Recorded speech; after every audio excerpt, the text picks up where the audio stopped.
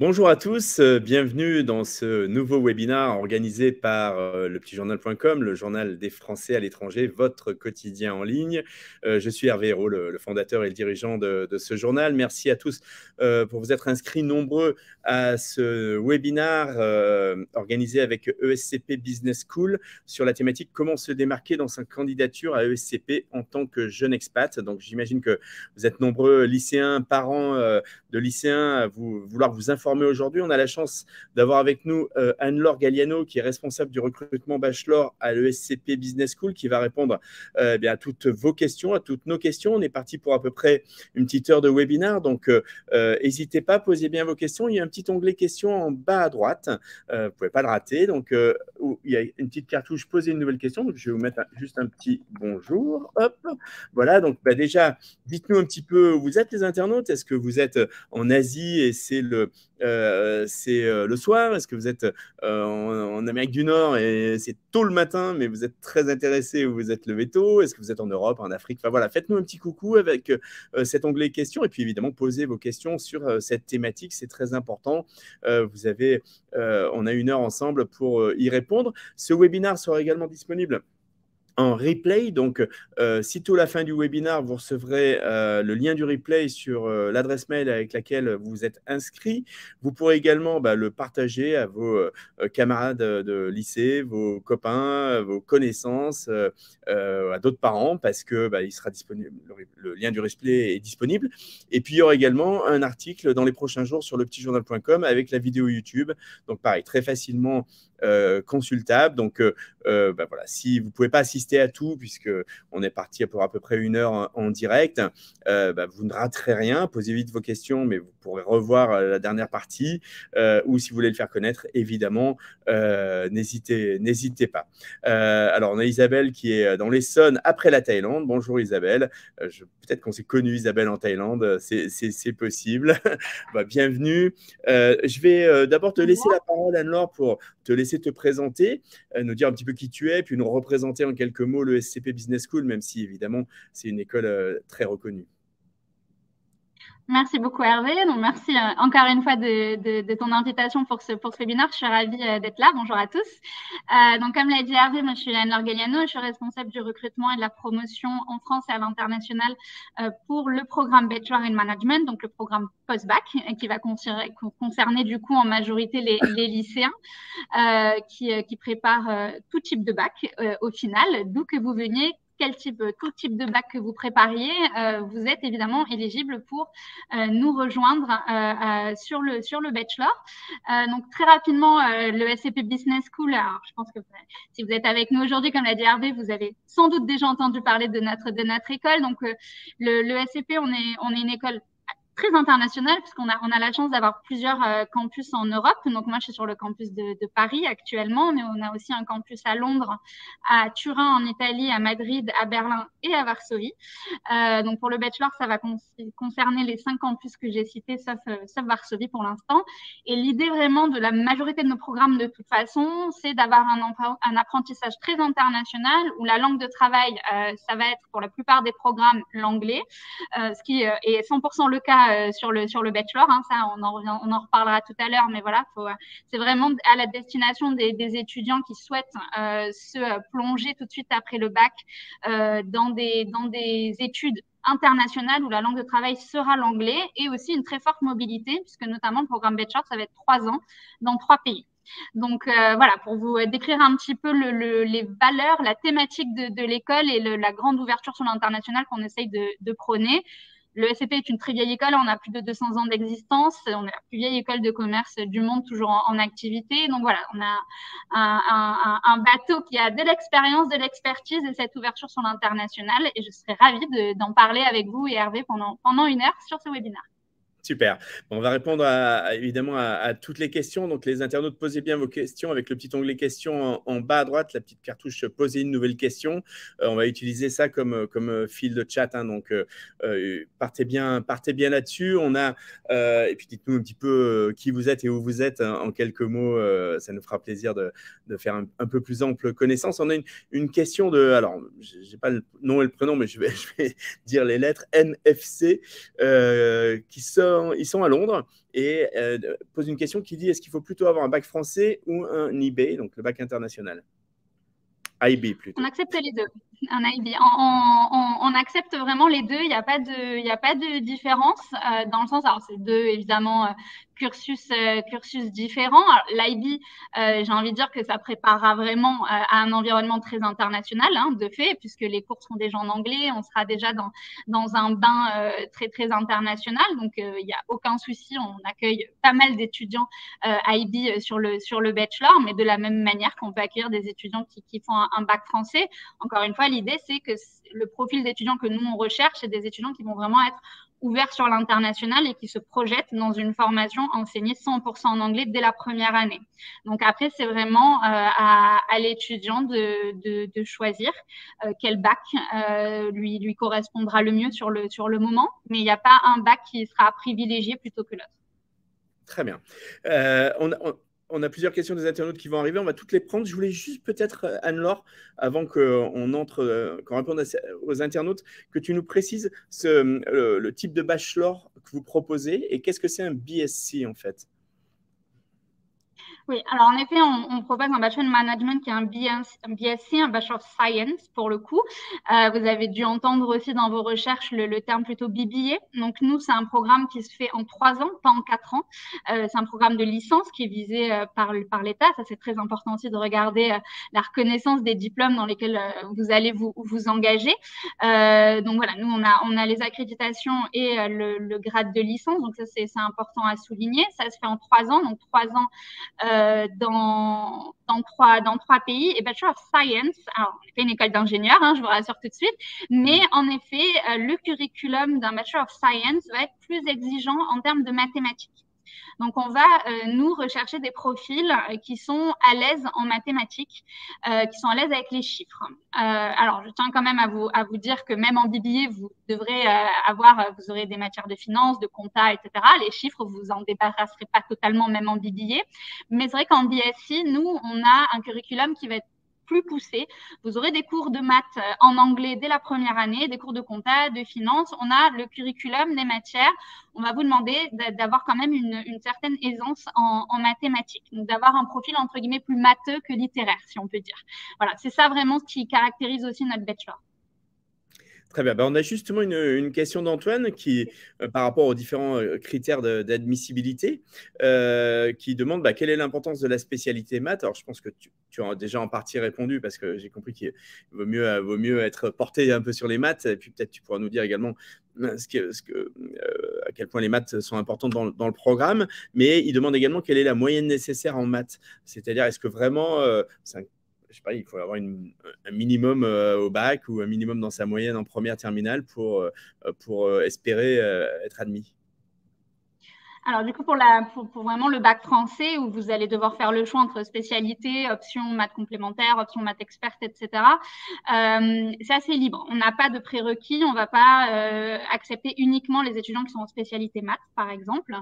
Maths complémentaire en option maths complémentaire en terminale suffit pour être admis chez nous et pour pouvoir suivre sereinement dès la première année chez nous les cours de mathématiques notamment. Donc là, la question que vous devez vous poser, c'est est-ce que les maths, c'est un point bloquant? Est-ce que les maths, c'est une matière dans laquelle je suis pas fort, c'est pas ma matière forte et je cherche pas forcément un programme après le bac où il va y avoir quand même un niveau assez poussé en termes de maths et de chiffres. Si on est plutôt dans cette réflexion-là, ce sera plutôt peut-être un BBA, un profil un peu plus littéraire qui vous correspondra. Donc ça, c'est la question que vous devez vous poser. En termes vraiment d'éligibilité, nous, comme je vous dis, on n'attend pas spécialité maths, option maths experte. On n'en est pas là. On fait une école d'ingénieur, je le répète. Avoir gardé option maths complémentaire suffit. Alors, option maths complémentaire, on va attendre de vous quand même. Hein, vous vous en doutez, on est une formation sélective, que vous ayez des résultats qui sont quand même plutôt très corrects. Alors là, on va me dire, ça veut dire quoi très correct? Je vais vous le dire.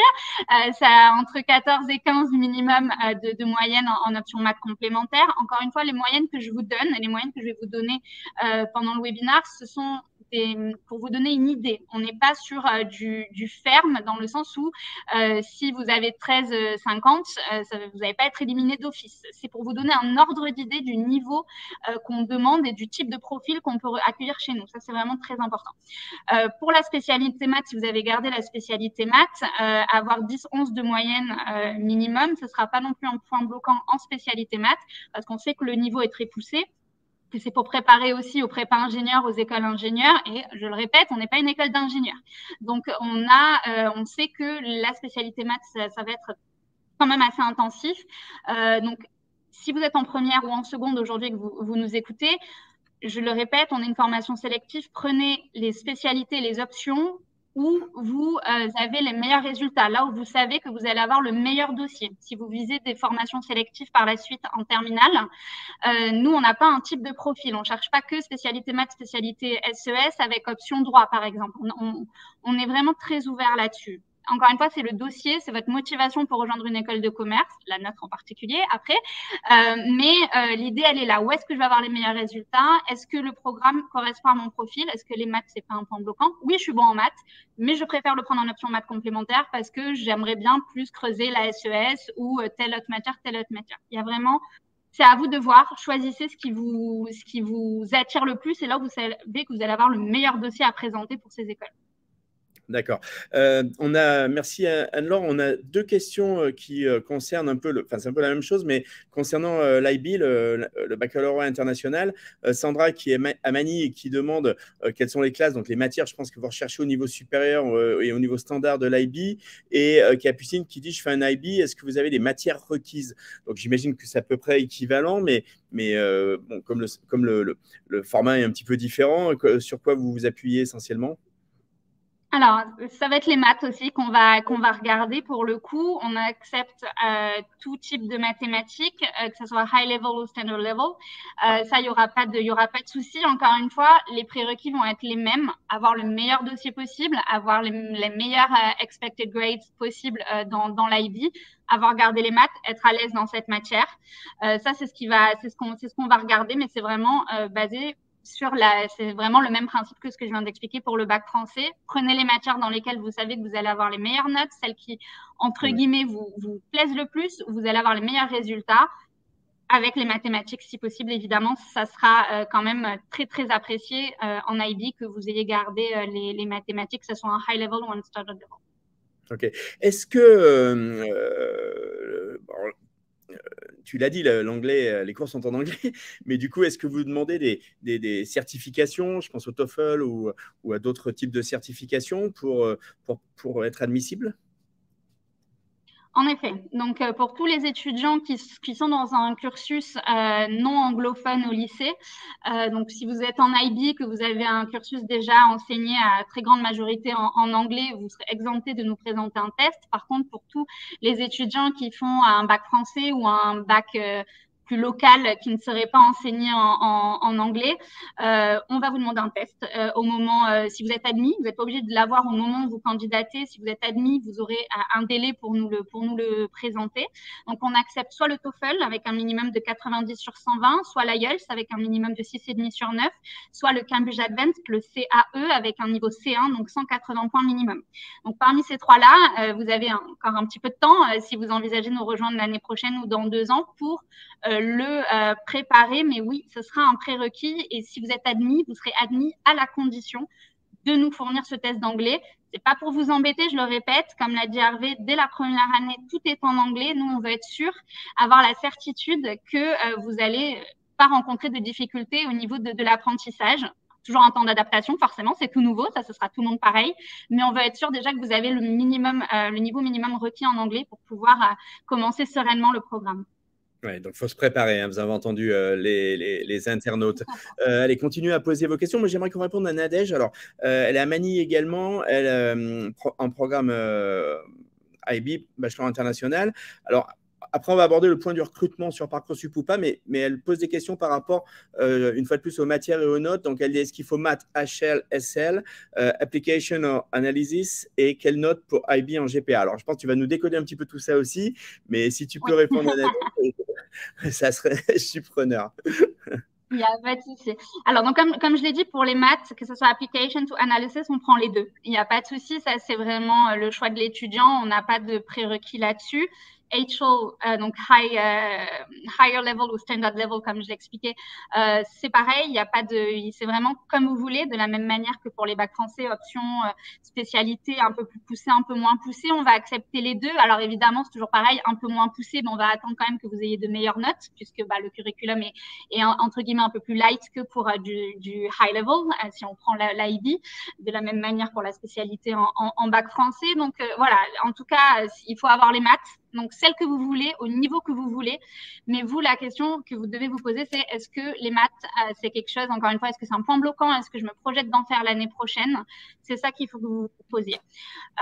Pour l'IB, la GPA n'est pas obligatoire, donc on n'a pas de prérequis pour ça. Donc, vous inquiétez pas, vous n'êtes pas obligé de partager un GPA. Si votre GPA est plutôt très bon, n'hésitez pas à le mettre. Ça, on dit pas non, mais c'est pas du tout pour les IB une obligation. Donc, vous inquiétez pas. Par contre, on vous demandera vos expected grades pour la dernière année pour qu'on ait une idée un petit peu de votre niveau global et de ce qu'on pense, de ce que l'école pense que vous aurez à la fin de l'année. Concernant les modalités de candidature pour du coup les étudiants qui sont en IB, tout se fait via le site internet. Parcoursup, c'est vraiment une plateforme dédiée, j'ai envie de dire, pour les bacs nationaux français. Donc, vous pouvez, dans les faits, vous inscrire via Parcoursup avec un bac étranger, c'est possible. Mais honnêtement, je pense que c'est beaucoup plus simple quand on fait un IB ou n'importe quel bac international de postuler directement via notre site internet. On a plusieurs sessions d'admission. Donc, si vous allez sur la page du bachelor de l'ESCP, il y a un petit bouton Apply sur la droite et là, ça va vous mener à notre plateforme de candidature. Alors, aujourd'hui, c'est la troisième session d'admission qui se termine ce soir. Peut-être un peu short au niveau du timing, mais du coup, il y en a une dernière, le 14 mars prochain. Donc, je vous invite par contre, si ça vous intéresse, de nous rejoindre l'année prochaine en septembre 2023, du coup, de commencer dès à présent à ouvrir votre candidature, à commencer à la compléter via le site pour la déposer avant le 14 mars, du coup, prochain. Donc, pour les IB, que vous souhaitiez commencer à Londres, à Paris ou à Turin, c'est vrai que je n'ai pas parlé des différents campus, choix de campus, mais en première année, on est sur un choix entre Paris, Londres et Turin. Pour les étudiants IB qui vont candidater directement via notre site internet, vous pourrez demander un des trois campus, il n'y aura pas de souci. Je fais juste une parenthèse, Hervé, j'en profite. Parcoursup pour les étudiants, qui font un bac national français, vous allez devoir vous poser la question aussi de savoir où est-ce que je souhaite commencer mon bachelor l'année prochaine en septembre, donc soit Londres, soit Turin, soit Paris. Pour les bacs nationaux français, selon le campus que vous allez souhaiter intégrer en première année, ça va conditionner la plateforme sur laquelle vous allez postuler. Donc, en gros, je fais un bac national français, je vais aller sur Paris l'année prochaine, donc en septembre 2023, je vais commencer mon bachelor sur le campus de Paris. Je vais candidater obligatoirement via Parcoursup. D'accord? Donc, je vais faire Paris, je fais un bac national français, c'est via Parcoursup, calendrier Parcoursup, parcours Parcoursup. Vraiment, tout est centralisé sur Parcoursup. Si je fais un bac national français et que je souhaite commencer à Londres ou à Turin en première année, dans ce cas-là, je passe via le site internet de la même manière, comme je viens de l'expliquer. J'ai la prochaine session d'admission qui se termine le 14 mars pour compléter mon dossier, le soumettre et avoir les résultats d'admission. Donc, la question à se poser, si je fais un bac français, où est-ce que je veux commencer? Et c'est selon votre réponse que vous allez pouvoir déterminer votre plateforme de candidature, sachant que, attention, c'est une candidature par personne, donc vous ne pouvez pas à la fois postuler via le site et via Parcoursup. Il faut choisir. Donc, il faut dès maintenant vous demander où est-ce que je vais aller l'année prochaine et c'est là où vous allez pouvoir ensuite commencer votre candidature. D'accord. C'est-à-dire, on ne peut pas postuler à Paris, à Londres et à Turin, c'est ça? Alors, quand on fait un bac national français, via le site internet, on peut demander Londres ou Turin, mais on ne peut pas demander Paris. Oui, Par contre, sur Parcoursup, dans les faits, vous allez pouvoir demander Londres ou Turin. Oui. Mais je vous le dis, la majorité des étudiants qui passent par Parcoursup iront sur Paris. Parce que vraiment, Parcoursup, c'est fait justement pour tous les bacs nationaux français qui veulent aller sur Paris puisqu'ils ne peuvent pas le faire via le site internet. Donc, la majorité des places qui vont être conservées pour les étudiants, pour les candidats Parcoursup, ce seront des places qui seront sur le campus de Paris.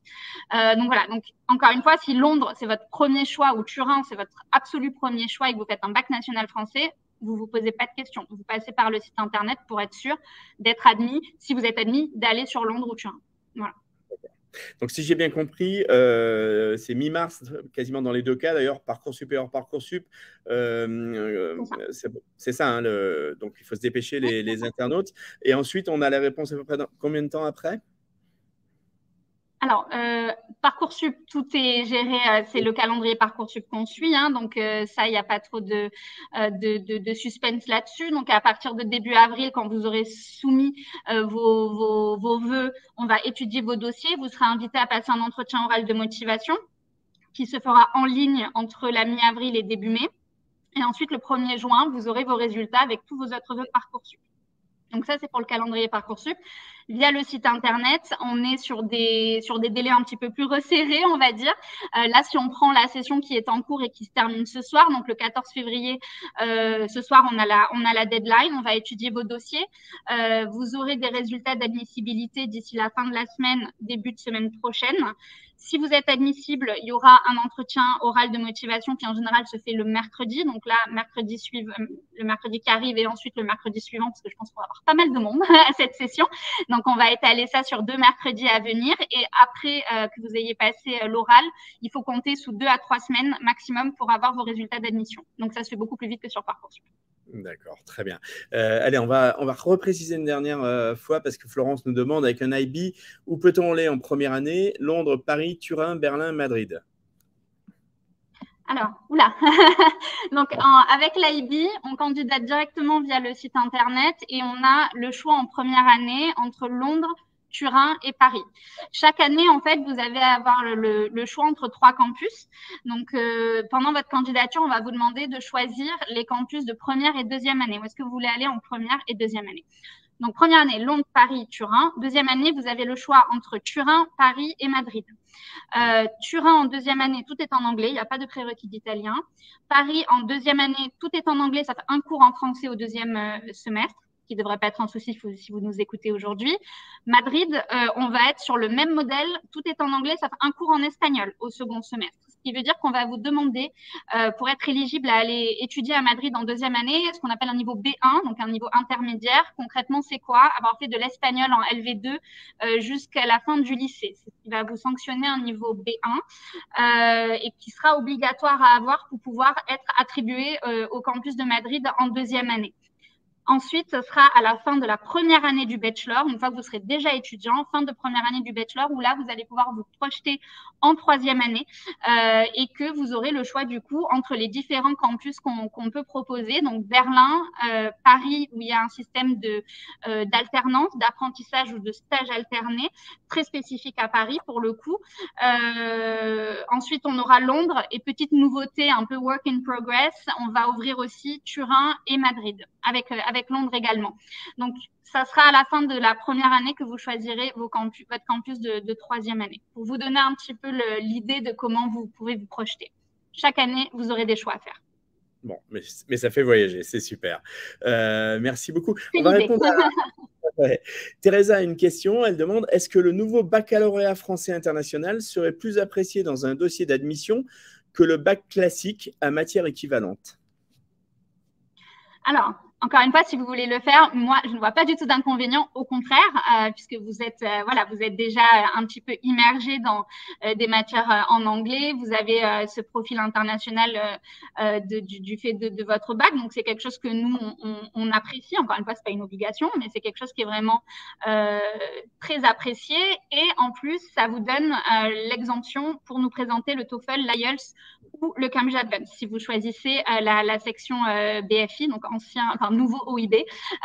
Donc, c'est vraiment quelque chose qui vous exemptera du test d'anglais si vous l'avez fait sur le lycée. Donc, non, c'est très bien si vous vous sentez de le faire, si l'étudiant a vraiment la motivation et l'envie de se lancer dans le baccalauréat français international. Au contraire, ce sera d'autant plus apprécié par nous. Très bien, merci Anne-Laure. Peut-être un point important, puisqu'on là on est en train de parler de dossier de candidature. Qu'est-ce qui doit contenir ce dossier de candidature? On y met quoi? Un CV? Donc on a parlé des certifications pour les langues dans certains cas. Est-ce qu'on fait une lettre de motivation? Comment ça s'articule? Comment ça se présente? Ouais.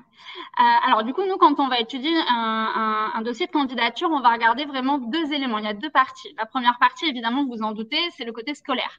Donc ça va être vos résultats des 3 dernières années de lycée. Donc pour les bacs français, seconde, première et à minima le premier trimestre de terminale. Alors, petite parenthèse, on va me dire Parcoursup. Oui, Parcoursup, c'est uniquement première et terminale du fait de la plateforme. Mais en tout cas, voilà, nous, ce qu'on cherche à voir, c'est un petit peu évidemment vos résultats, les commentaires des professeurs et votre évolution aussi sur la progression qui vous pouvez avoir tout au long de votre lycée. Donc ça, c'est quelque chose d'important. Donc c'est quelque chose que normalement vous avez dû travailler dès la seconde, hein, voilà, d'avoir ces résultats, de bons résultats. Du coup, on va vous demander aussi de manière optionnelle de télécharger sur le site internet, pour ceux qui candidatent directement via le site, une lettre de recommandation d'un professeur. C'est optionnel, mais c'est fortement apprécié si vous avez la possibilité, voilà, d'être soutenu par un professeur d'anglais, un professeur de mathématiques notamment, voilà, qui peuvent un peu parler de qui vous êtes en tant qu'élève. C'est quelque chose qui sera d'autant plus intéressant pour votre dossier. Sur Parcoursup, vous verrez, vous avez déjà un petit peu, pour ceux que ça concerne, vu que vous ne pouvez pas télécharger de documents directement sur la plateforme. Et en fait, il y a un petit onglet où votre établissement va dire s'il soutient ou pas votre choix de candidater chez nous. Il va faire ça pour tous les vœux. Et nous, c'est ça qu'on va regarder pour voir si l'équipe éducative qui vous a encadré soutient votre projet et pense que c'est cohérent par rapport à votre profil scolaire. Donc voilà, ça, c'est vraiment le côté plus scolaire qu'on regarde. Et ensuite, comme l'a dit Hervé, le côté extrascolaire qui est très important pour nous, ce que vous faites en dehors, vos passions, les expériences que vous avez pu avoir. Donc ça, on va se baser sur deux éléments. Donc un CV, en effet, que vous devrez sur la plateforme télécharger, et ce qu'on appelle un personal statement, donc une sorte de lettre de motivation, un peu à l'anglo-saxonne, donc plus une forme de essai, à rédiger obligatoirement en anglais, qui doit faire 1000 mots maximum, où l'idée, c'est de nous expliquer un petit peu votre motivation, pourquoi vous souhaitez rejoindre le Bachelor in Management de l'ESCP, et pourquoi vous pensez avoir le profil qui correspond à ce que nous, on recherche aussi. Voilà, l'ouverture sur l'international, la curiosité, pourquoi du business, etc. Donc, expliquez un petit peu votre projet, votre motivation. Donc, à travers ces deux éléments, pour le CV, c'est pareil. Moi, je vous encourage beaucoup à faire en amont déjà un peu des bullet points de OK, quels sont les stages que j'ai pu faire? Est-ce que j'ai fait des petits travaux étudiants, soit du tutorat, babysitting? Est-ce que je me suis investie dans des associations? J'ai fait du bénévolat? Pour les voyages aussi, encore une fois, je remets une couche sur l'international, mais c'est important si vous avez la chance de pouvoir bouger, et c'est le cas de toute façon pour la plupart d'entre vous ici, hein, évidemment, voilà, pouvoir parler de vos expériences d'expatriation, vos expériences à l'étranger. Ça, c'est quelque chose qu'il faut mettre en avant. Vous n'avez peut-être pas conscience que c'est une chance d'avoir ce type de profil-là, et il faut vraiment le mettre en avant aussi. Donc voilà, c'est un petit peu tous ces éléments-là qu'on va vous demander de nous raconter pour voir un petit peu qui vous êtes en dehors de l'école. C'est ces deux éléments qu'on regarde. On fait une petite moyenne de tout ça. On voit si du coup on a envie d'en découvrir plus, qu'on pense que votre profil peut correspondre à l'école et au bachelor. Et dans ce cas-là, on vous invite à passer un entretien oral de motivation. Voilà, c'est comme ça qu'on regarde pour les candidatures. Je finis juste pour Parcoursup. Je vous ai dit, vous n'allez pas pouvoir télécharger de CV, de personal statement. Tout se fait directement sur la plateforme. Je pense que vous avez vu, pour ceux que ça concerne déjà, il y a un onglet activité centre d'intérêt qui pour nous va correspondre au CV tout simplement, et un onglet projet motivé qui est plutôt le personal statement du coup, comme son nom l'indique. Donc voilà, c'est à travers ces éléments-là qu'on va analyser qui vous êtes en dehors et ce que vous avez fait. Ne les négligez pas, s'il vous plaît, c'est vraiment très important. On a beaucoup d'étudiants, enfin, on n'a pas beaucoup d'étudiants, mais on a eu quelques cas d'étudiants qui étaient là, j'ai super notes, je fais spécialité maths, j'ai 18 de moyenne, dans tous les cas, je vais rentrer. Et qui n'ont rien fait, qui n'ont pas fait de projet motivé, qui n'ont pas fait de lettres de CV. C'est aussi important pour nous de savoir qui vous êtes. Donc, vraiment, ne négligez pas en vous disant « c'est bon, j'ai de très bonnes notes, c'est pas grave si je bâcle un peu ces deux onglets-là sur Parcoursup ». Et de la même manière sur le site internet, vraiment, appliquez-vous dans votre candidature. C'est pour notre école, mais vraiment pour toutes les autres écoles aussi, appliquez-vous. C'est vraiment ça l'important. Ok, très bien. Merci pour le message, Anne-Laure. On arrive à peu près à la moitié de ce webinaire. Les internautes continuent bien à poser vos questions, poser une nouvelle question. Il y a des questions notamment sur les débouchés. On y viendra tout à l'heure. On ne vous aura pas oublié, Céline et je ne sais plus qui d'autre. Mais enfin, en tous les cas, ne vous inquiétez pas, on va aborder ce point. Je voudrais peut-être qu'on parle. Donc, je vous rappelle également que ce sera disponible en replay. Hein, donc, si vous avez raté le début ou si malheureusement vous allez rater la fin, vous ne raterez rien puisque vous allez recevoir un lien avec la vidéo du replay, bien entendu. Donc, pas de souci de ce côté-là. Anne-Laure, j'aimerais qu'on aborde justement cet entretien. Donc, voilà, je suis admissible. On me propose un entretien. J'imagine que ça se fait par visio aussi aujourd'hui. Comment ça se passe? Est-ce que c'est en français, en anglais? Et quels sont les points finalement qu'on va aborder à l'entretien? À quoi s'attendre?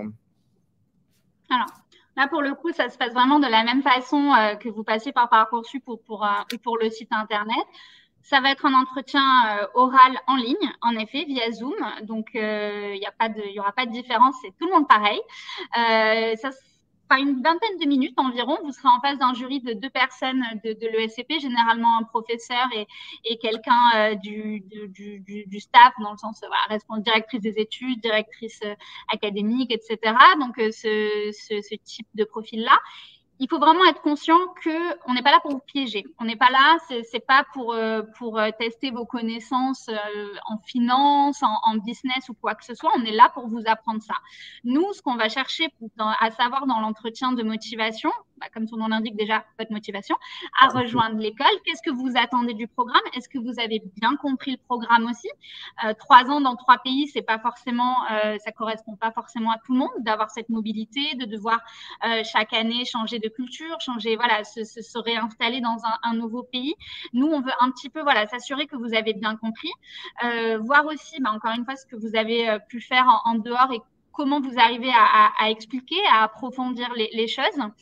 Donc, généralement, le jury aura sous les yeux votre CV, ce que vous aurez indiqué de vos expériences passées. Et c'est sur le fondement de ce que vous aurez indiqué sur votre CV que les questions, que l'entretien va se mener. Donc, encore une fois, dans votre CV, déjà, on ment pas. Ça, c'est important. Et 2, on doit être capable de développer, de parler de tout. Donc, si vous mettez que vous adorez la littérature russe et que votre auteur préféré, c'est Dostoïevski, il faut savoir en parler. Il faut pouvoir développer. On ne sait jamais sur quoi on va être interrogé. Donc, il faut être préparé à vraiment pouvoir parler de tout. Ça, c'est vraiment très important. Ce pas des questions pièges. Pour répondre à la langue, ça va se faire pour les francophones, en français avec 1 ou 2 questions en anglais. Si vous êtes plus à l'aise en anglais, par contre, il faut le dire, il n'y a pas de souci, vous pouvez faire évidemment, vous vous en doutez, votre entretien 100% en anglais. Mais c'est vrai que l'idée pour les francophones, c'est on veut vous mettre à l'aise. On veut que vous puissiez vous exprimer au mieux. En général, c'est vos premiers entretiens, donc c'est toujours un petit peu stressant. Et l'idée, c'est vraiment de vous donner toutes les cartes en main pour pouvoir vous défendre, entre guillemets, vous présenter au mieux au jury. Donc ça, c'est vraiment l'entretien. Et je rajouterais qu'il peut y avoir aussi une question d'actualité. Une question un petit peu justement pour voir votre curiosité, votre ouverture sur le monde. Donc, c'est très large, on ne va pas vous demander des choses ultra précises, mais ça peut être des questions très ouvertes du style « Parlez-nous d'une actualité ces 3 derniers mois qui vous a marqué et pourquoi ?» D'accord? Et là, il va falloir en développer, en parler, construire un peu votre opinion. C'est ça aussi que le jury va regarder, votre capacité d'analyse et d'expression. Encore une fois, en toute bienveillance, vraiment, il n'y aura pas de piège. Ok. Donc, il faut mettre en avant son expérience, son parcours, mais en revanche, il faut savoir parler derrière de ce qu'on a mis dans le personal statement et ce dans quoi on a présenté, en fait. Hein. C'est-à-dire que l'idée, c'est pas de… Voilà. Ok, bon, je pense que c'est très clair. Allez, on a une question de MFC qui demande, en fait, vous avez parlé donc Parcoursup, on a bien compris. Lui est à Londres, ou elle, je ne sais pas. Avez-vous des candidatures vers UCAS, qui est le système au Royaume-Uni, je crois. Hein. Alors oui, on est également présent via UCAS. Donc si vous êtes en Angleterre, ça peut être tout à fait pertinent de passer par UCAS aussi. Pourquoi je ne parle pas forcément de UCAS pour en tout cas les étudiants qui ne sont pas forcément au Royaume-Uni, c'est parce que sur UCAS, qui est un peu le Parcoursup du Royaume-Uni, on a 5 choix. Il y a 5 choix et c'est vrai qu'en général, pour les étudiants qui passent par UCAS, c'est des étudiants qui ont envie d'intégrer aussi dans leur projet potentiel des universités britanniques. Et je trouve ça juste dommage de griller, entre guillemets, un vœu sur 5 pour le SCP où vous pouvez candidater directement via notre site internet et de passer par UCAS. Donc, c'est juste pour vous donner un maximum d'opportunités sur UCAS tout en complétant aussi avec une candidature directement via notre site internet. Après, c'est tout à fait possible, si vous le souhaitez, de ne pas passer par le site internet et de passer directement par UCAS. On est sur UCAS et on est aussi sur Common App pour ceux qui seraient aussi intéressés par et qui seraient autour des États-Unis. Donc voilà, c'est des plateformes sur lesquelles on est. Mais en général, oui, je vais conseiller plutôt, surtout pour les profils IB, de passer directement par le site internet. Ok, très bien, merci. Isa demande, avec un IB anglais Language A, il n'est pas nécessaire d'avoir d'autres certifications en anglais type TOEFL ou IELTS. Moi, je crois que tu avais déjà répondu. La réponse je confirme. Je confirme. On a cette confirmation. Une fois qu'on a passé l'entretien, donc on a sa réponse et on est admis, on peut rentrer à ECP Business School, donc selon son campus. Comment est-ce qu'on est accompagné? Est-ce que, je dirais, bon, la rentrée arrivera en septembre, courant septembre, octobre, je ne sais pas, mais est-ce que voilà, il y a une sorte de relation pour être aidé quand on vient de l'étranger, que ce soit sur les formalités administratives, le logement, la vie étudiante? Oui, alors je confirme, comme je l'ai dit, c'est assez challengeant, hein, surtout quand on a 17-18 ans, de potentiellement bouger chaque année en plus et d'autant plus en première année. Donc, une fois que vous êtes admis, en effet, vous allez recevoir pas mal d'informations. Vous allez vraiment être accompagné par différents services de l'école. Alors déjà, pour ce qui est des frais, les frais de scolarité, donc pour les étudiants qui ont un passeport européen, on est à 16 000 euros, 16 920, pardon, un peu moins de 17 000 euros par an, donc x3, hein, avec des possibilités de bourse. Donc, vous pouvez faire une demande de bourse auprès de notre département des bourses une fois que vous avez été admis. Donc, déjà, ça, c'est une première chose qui est possible, qui peut être mise en place. Et cette bourse peut être complétée avec d'autres bourses extérieures, notamment le Crous. Voilà, donc il y a plusieurs, au niveau des financements, on a des banques partenaires aussi. Donc, n'hésitez pas à nous solliciter sur ça. C'est un investissement, ça c'est clair. Mais on est là aussi pour vous accompagner, vous faciliter un petit peu les démarches à ce niveau-là. Donc, ça, c'est pour la partie un peu plus financement. Pour la partie logement, on a ce qu'on appelle le service des Student Affairs qui s'occupe justement un petit peu de tout l'accompagnement logistique de nos étudiants. Donc, que ce soit trouver un logement. En général, en première année, les étudiants vont se tourner plutôt vers des résidences universitaires dans les trois différentes villes, sachant que on est dans le centre des villes pour tous les campus, donc on n'a malheureusement pas la place d'avoir des logements pour loger l'ensemble de nos étudiants. Du coup, ça sera toujours, que vous soyez à Londres, à Turin, Paris, Berlin, Madrid, ce sera toujours à l'extérieur. Du coup, résidence étudiante, colocation, voilà, il y a plusieurs possibilités. On vous accompagne, on a des plateformes dédiées, on a vraiment pas mal d'outils pour vous accompagner dans ces questions-là. Pour ceux qui vont à Londres et qui n'ont pas un passeport britannique ou un permis de résidence, il y aura la question du visa qui se posera aussi. Et on a un visa officer à Londres qui sera là pour vous accompagner dans ces démarches de visa. Donc voilà, on vraiment vous accompagne, on vous guide, que ce soit les parents ou les étudiants. Donc à partir du moment où vous êtes admis, vous verrez courant avril-mai, il va y avoir pas mal de webinaires, il y aura pas mal de choses qui seront mises en place pour justement vous accompagner pour préparer au mieux votre rentrée quelques mois après. Parfait. Alors, comment se passent ces 3 années là, sur un plan plus académique, c'est-à-dire quelles sont les matières, quels sont le type de cours qu'on va suivre, comment s'organise une semaine. j'ai bien compris la dimension internationale, puisque chaque année, on fait un campus différent. Est-ce qu'il y a aussi des stages? Comment un petit peu, quel est un petit peu le contenu de ces 3 années? Oui, c'est vrai qu'on n'en a pas beaucoup parlé. J'ai beaucoup parlé des maths, mais il n'y a pas que ça, heureusement. Donc, on est un bachelor in management. Donc, l'idée avec ce qui me semble important avec un diplôme undergraduate, c'est d'avoir vraiment une vue globale du monde de l'entreprise. L'idée, c'est que vous touchiez un petit peu à tout, que vous ayez un aperçu global des différents secteurs, des différents domaines du monde de l'entreprise. Donc oui, alors vous aurez des maths, vous aurez de la compta, vous aurez de la finance, mais vous aurez aussi du marketing, du droit, de la communication. L'idée, c'est vraiment d'avoir un curriculum le plus complet possible à ce niveau-là. Donc ça, c'est pour les matières vraiment management.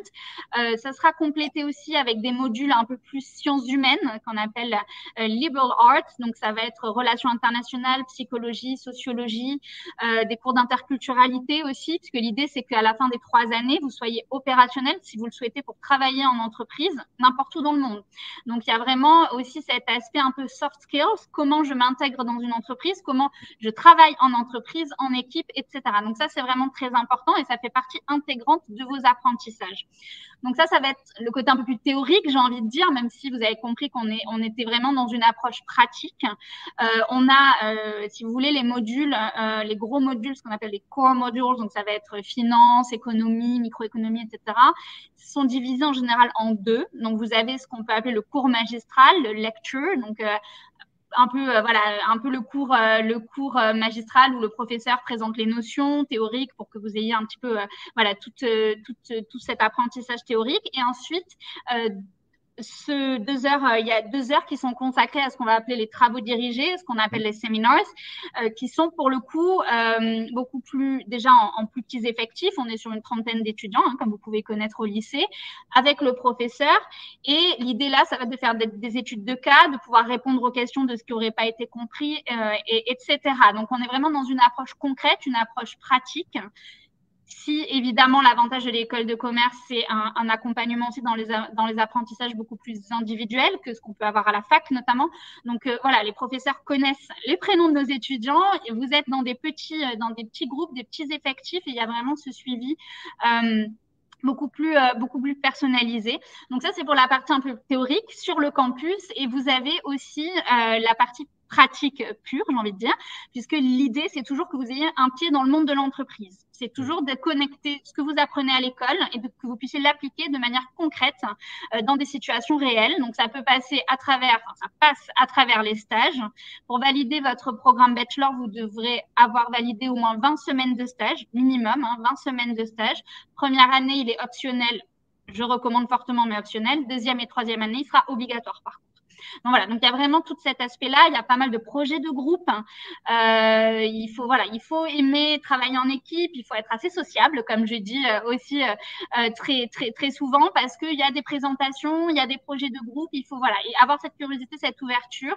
C'est comme ça que se passe en général une semaine. Et je vais peut-être juste finir sur le blended learning qu'on a mis en place depuis le Covid, où on va être sur 80% des cours en présentiel, donc sur le campus, que ce soit Londres, Turin ou Paris en première année, et 20% à distance.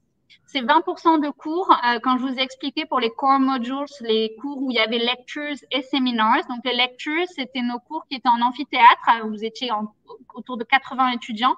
On a décidé de switcher ces cours-là en ligne, où le professeur, de la même manière, va faire son cours de lecture en s'enregistrant. Il va vous l'envoyer. Et l'idée, c'est que vous, à votre rythme, avec les lectures qu'il conseille et le contenu du cours qu'il vous aura partagé en vidéo, que vous le travaillez tout seul avec vos camarades de classe, et qu'ensuite, justement, vous veniez au séminaire préparé avec vos questions aussi pour les notions que vous n'aurez pas forcément compris à la suite du lecture. Donc voilà, c'est vraiment pour les core modules, donc ça concerne 20% des cours, donc c'est vraiment pas la majorité des cours, je vous rassure, mais on a décidé de conserver ce modèle où vous êtes plus actif qu'en cours à 8 heures du matin dans un amphi. Voilà, donc c'est pour ça qu'on a mis ça en place, pour vous donner un peu une idée de comment se déroule une semaine de cours chez nous. Non, c'est très intéressant. Allez, on va repartir sur les questions des internautes, notamment sur les débouchés. Anne-Laure, on en avait. Je voulais qu'on en. Évidemment, c'est très important. Donc, on a Céline qui demande quel pourcentage peut basculer en admission parallèle en programme grande école, d'autres écoles ou chez vous. Et peut-être que zéro. Voilà. Donc, est-ce que peut-être tu peux aussi Alors, zéro pour chez nous. La différence. Oui, pardon. Oui, alors pour le programme grande école, chez nous, la passerelle n'est pas possible. La passerelle n'est pas possible pour la bonne et simple raison que pour nous, ça ne fait pas de sens d'avoir fait un Bachelor in Management, où vous allez voir un petit peu tous les fondamentaux du management pendant les 3 ans, comme je vous l'ai dit, et de passer ensuite en Master in Management, donc exactement le même intitulé de programme, mais à un niveau qu'on appelle postgraduate, donc à un niveau de master, où finalement, il va y avoir une redite de ce que vous aurez déjà vu en bachelor, parce que vous allez reprendre, les étudiants reprennent les fondamentaux du management. Donc pour nous, il n'y a pas de cohérence de faire 5 ans finalement de programme comme ça, 3 ans, et ensuite de rejoindre ce qu'on appelle le programme grande école, le Master in Management. Ensuite, on a toujours des étudiants qui souhaitent absolument faire ça et qui, de manière marginale, candidatent sur que ce soit HEC, les SEC, les DEC, pour aller dans des programmes grande école. Voilà, donc chez nous, c'est pas possible. Chez d'autres, c'est possible. Après, vraiment, nous, ce qu'on conseille, c'est, comme je vous disais, vous avez fait 3 ans undergraduate généraliste. L'idée, c'est que vous ayez tâtonné un petit peu tous les différents domaines, qu'à la fin des 3 ans, vous vous dites, OK, moi, en fait, ce qui m'intéresse, c'est le marketing.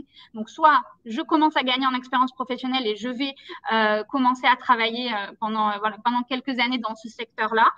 Ou alors, le marketing m'intéresse, je veux gagner en expertise sur ce domaine. Du coup, je vais faire un master en marketing digital, marketing un peu de ce que vous voulez. Mais l'idée, elle est là. En fait, le postgraduate, c'est je me spécialise. C'est ça vraiment l'idée. C'est pour ça que dans un esprit de cohérence, on ne permet pas ce pont avec le master in management. Ouais. On a une question de Florence qui demande avez-vous des élèves qui sont pris en master aux USA en sortant de l'ESCP elle demande un pourcentage, alors je ne sais pas si peu importe, mais prenons par exemple les USA, c'est un très bon exemple, mais par exemple aussi le UK ou d'autres, je ne sais pas, la Bocconi ou d'autres universités, d'autres grandes écoles. Alors, en général, ce qui stresse un petit peu pour les USA et le Canada, c'est le fait que là-bas, les bachelors se font en 4 ans et nous, on propose un bachelor en 3 ans. Donc, je tiens à rassurer tous les parents et les étudiants qui nous écoutent aujourd'hui, il est absolument possible, après un bachelor en 3 ans, en tout cas chez nous, de partir ensuite pour les États-Unis. On a des étudiants chaque année, 1 ou 2, qui vont aux États-Unis notamment, que ce soit, on a eu plusieurs à la Columbia University, on a eu la MIT, la Business School du MIT, et je crois qu'on en a eu une autre dont je ne me souviens pas. Mais donc, chaque année, on a des cas d'étudiants qui partent aux États-Unis, au Canada de la même manière également. Donc, c'est absolument possible. Et en Europe, les écoles que vous avez citées, alors, beaucoup de succès pour le Royaume-Uni, je vous confirme, que ce soit King's, que ce soit Cambridge, que ce soit Imperial, LSE. Il y a vraiment beaucoup d'étudiants qui vont au Royaume-Uni, très appréciés. La Bocconi aussi, beaucoup, l'IE de Madrid. Voilà, il y a la Rotterdam Business School aussi. Il y en a qui partent un peu plus loin, qui vont en Asie, qui vont en Australie aussi. Donc, il y a vraiment... C'est, je le répète, un programme qui est reconnu par l'État français, qui a les accréditations et qui est reconnu partout dans le monde. Donc, il n'y a pas de souci, vraiment. Ne vous inquiétez pas là-dessus. Bon, super. Allez, les internautes, posez vos dernières questions. On a encore un tout petit quart d'heure avec Anne-Laure Galliano. C'est le moment de poser vos questions. Moi, je voulais savoir, en fait, est-ce qu'il est possible, j'ai cru comprendre que c'est ce que tu disais, finalement, au bout de 3 ans du BSc, d'intégrer le marché du travail, que ce soit en France ou à l'étranger, et du coup, sur quel type de carrière? Comment est-ce que vous accompagnez aussi, sur le plan professionnel, sur le plan du projet professionnel, vos étudiants? Oui, alors comme je le disais, en effet, à la fin du bachelor, il y a deux voies qui s'offrent à vous. Soit vous souhaitez continuer en études pour gagner en expertise au niveau académique dans un domaine, donc là, vous choisissez la voie de continuer les études, que ce soit chez nous ou ailleurs. Ou, en effet, on a des étudiants qui choisissent de travailler directement après le bachelor, parce que pour ceux qui sont peut-être dans les pays notamment anglo-saxons, savent que c'est très franco-français, entre guillemets, ce que j'appelle le modèle un peu TGV, de se dire, bon, j'arrive en bac plus 1 et je finis en bac plus 5, pour ceux qui voilà, prévoient de faire des études et de pas forcément de faire de pause, etc. Dans les pays anglo-saxons, c'est pas forcément la même approche. On est plutôt dans, je fais mon undergraduate d'abord, ensuite je gagne en expérience professionnelle pour pouvoir peut-être a posteriori revenir pour faire un master spécialisé, un MBA ou quelque chose comme ça. Donc c'est deux approches différentes et c'est pour ça qu'on est vraiment dans le 50-50 en termes de qui c'est qui continue en études ou qui c'est qui va travailler. Après, Hervé, tu as parlé du marché du travail en France. Du coup, je ne vais pas vous mentir, c'est très compliqué avec un niveau licence, vous vous en doutez, d'intégrer sur le marché de l'emploi en France des postes de consultants, de chargés, des postes entre guillemets de niveau cadre. Ça, il faut vraiment être clair là-dessus. Mais par contre, c'est pas la réalité du marché dans les pays étrangers, que ce soit l'Allemagne, le Royaume-Uni ou même plus loin dans le monde. Donc c'est pour ça qu'on a vraiment des étudiants qui intègrent de très beaux postes dans de très belles compagnies, que ce soit Google, Amazon, EY, dans l'audit. C'est vraiment très, très varié. Il y a de tout. Et c'est vraiment le choix de l'étudiant. C'est vraiment à vous de faire. Mais les deux possibilités sont là. Et comme l'a dit Hervé, on est là pour vous accompagner. On a un service carrière qui est présent, qui vous accompagne. Alors, pas qu'en dernière année. Moi, j'encourage vraiment à solliciter le service carrière dès la première année, puisqu'ils sont vraiment là pour vous accompagner justement dans tout ce processus de professionnalisation au final, et qui se commence pas en troisième année, mais qui se commence dès la première année avec la recherche de stage. Il y a plusieurs événements qui sont proposés par ce service carrière de ce qu'on appelle les job fairs. Donc, ça va être toutes nos entreprises partenaires qui vont être sollicitées pour venir à votre rencontre, que ce soit en ligne ou même en présentiel. Donc, il y a vraiment des possibilités, des outils pour que vous rencontriez les entreprises, que vous fassiez ce qu'on appelle le fameux network. Et ça, c'est vraiment important. Et c'est des outils que je vous invite vraiment à saisir dès la première année. Évidemment, en troisième année, va venir le temps de la réflexion. Qu'est-ce que je fais après le bachelor?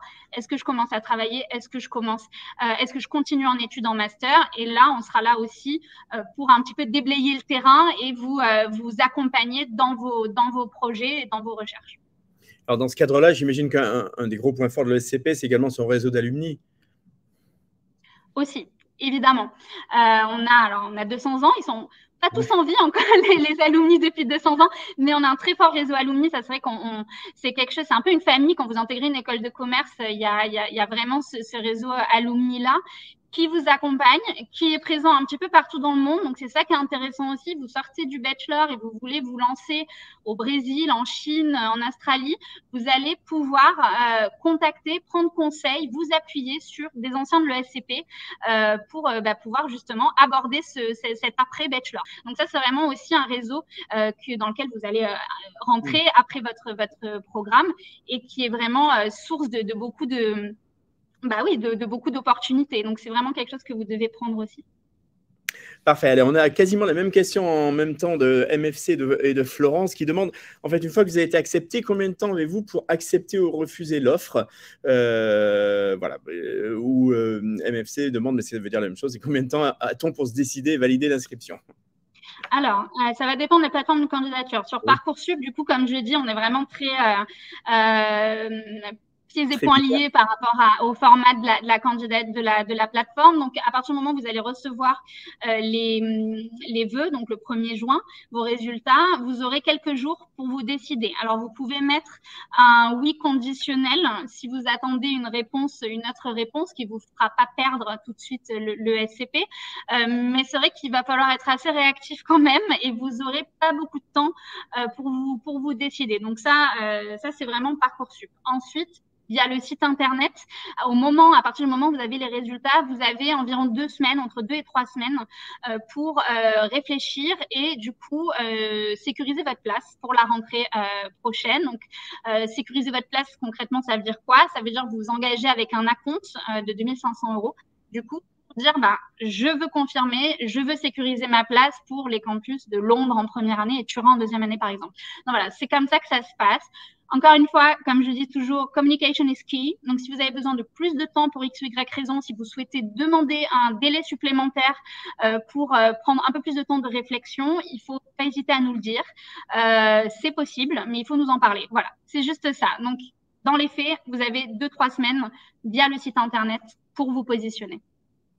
Parfait. Allez, on a une Julie qui dit désolé si vous avez déjà répondu à la question, mais j'aimerais bien qu'on lui apporte cette précision. Elle voulait revenir sur quel est le coût annuel de la scolarité, Anne-Laure, si tu veux bien nous redire ça, parce que Julie a raté le début. Pour les étudiants donc, qui ont un passeport européen, du coup, on va être sur 16 920 € l'année, donc x3, du coup, puisqu'on a un programme en 3 ans. Et pour les étudiants internationaux, donc qui n'ont pas un passeport européen, on est sur 17 250, je crois. Non, 23 000, pardon.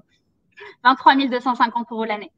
Voilà, donc on est sur ces tarifs-là. Encore une fois, il y a des possibilités de bourse, il y a des accompagnements, donc n'hésitez pas à venir nous en parler une fois que vous êtes admis. À quoi ressemble la vie étudiante à l'ESCP? Il y a des associations, il y a des événements.